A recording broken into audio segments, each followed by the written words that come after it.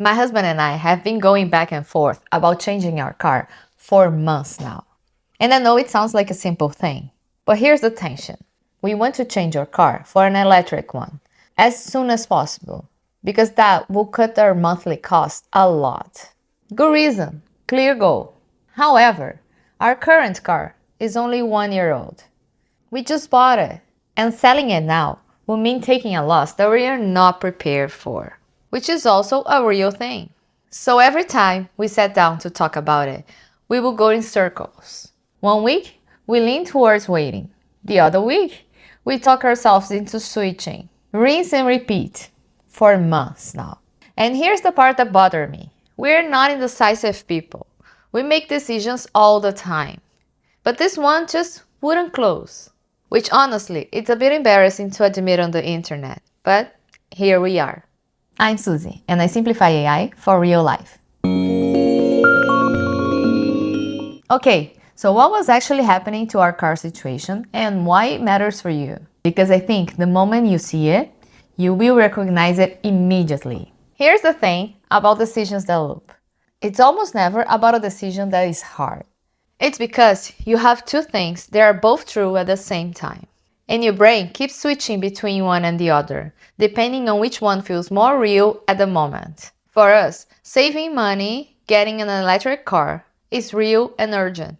But losing money on a brand new car, it's also real and painful.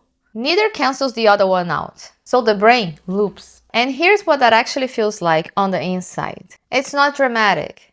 It's just like a quiet, low-grade thing on the background, and you're just carrying it. You think you dropped it, but then you wake up on the next day still thinking about it. But here's the mistake that almost everyone makes when they're inside this loop, and I made it too. You go looking for more information. You figure, if I just research this a little bit more, I will find the information that will tip the scale. So you Google it. You watch more videos, you read more threads, but then you end up with more weight, less clarity, and a still unresolved loop. Because information was never what was missing for you. You had plenty of information.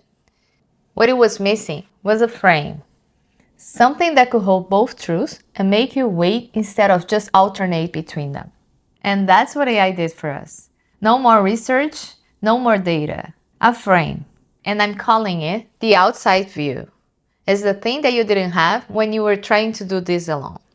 So here's what actually happened. I just opened AI and I type it out the way it was in my head. Not organized, not a clean question. Just the whole mess.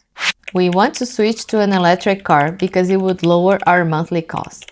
But we bought our current car a year ago, and switching now means taking a financial hit on something we just paid for. We keep going back and forth and can decide if the timing makes sense or if we should wait. And that's it. What came back wasn't a recommendation. AI didn't tell us what to do. What it did was help us to figure out how much would be the monthly difference between switching to an electric car and how much we would lose on the sale right now. Those two numbers, we had never put them side by side. And when we look at them together, the answer was obvious. The decision was not a philosophical argument anymore. It was simple math. And math has an answer. The loop was going for months because we were debating something abstract, losing money and saving money. But we never actually measured that. AI didn't have the answer. AI just helped us to make an informed decision. Now, I want to pause here because I know a lot of you were thinking, but Suzy, you could just make the math by yourself. You didn't need AI to do that. And you're right, we could have, but we didn't for months. And the reason we didn't is the part that actually matters. So stay with me.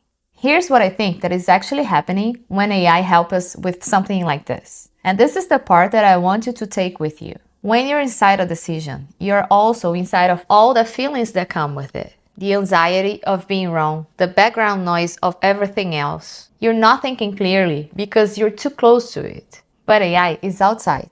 It doesn't have all the feelings that you have. It just receives what you describe.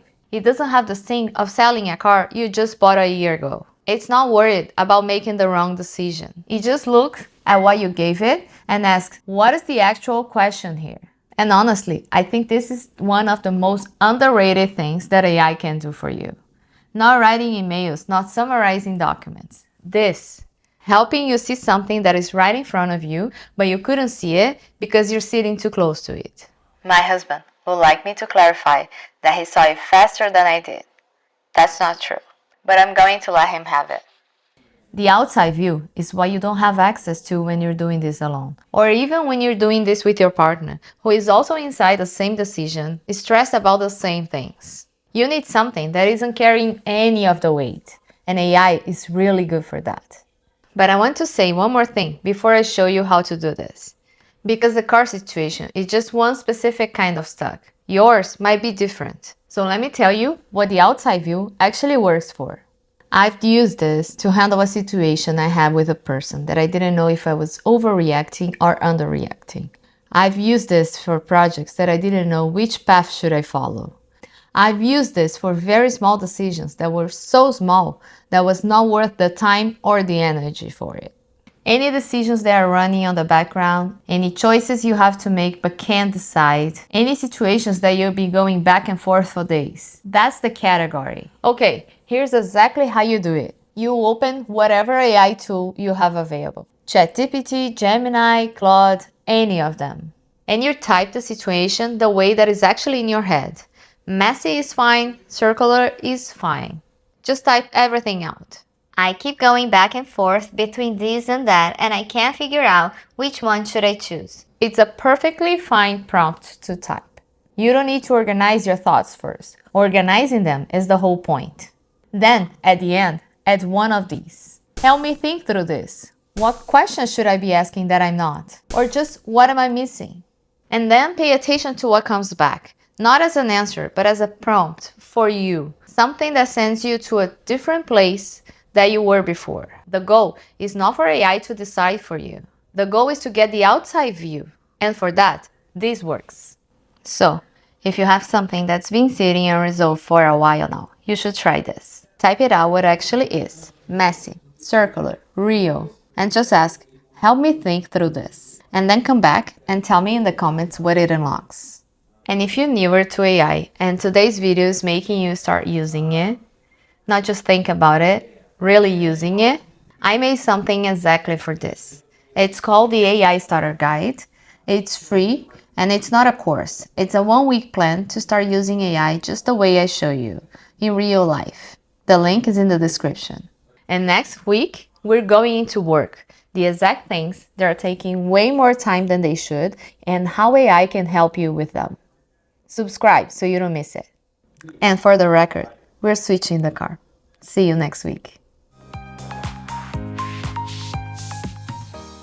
We will go in circles. Ficou ruim. We will go in circles. Because Mas te para de andar, meu irmão. Deita e vai dormir. you will recognize it immediately. Okay. Because I think the moment you see it, you will recognize. It's almost never about a decision that is genuinely hard. Genuinely. No. Saving money is real and urgent. The loop have been. It's not word. But I want to say one more thing. No. The exact things that are taking way too much time. Too much time.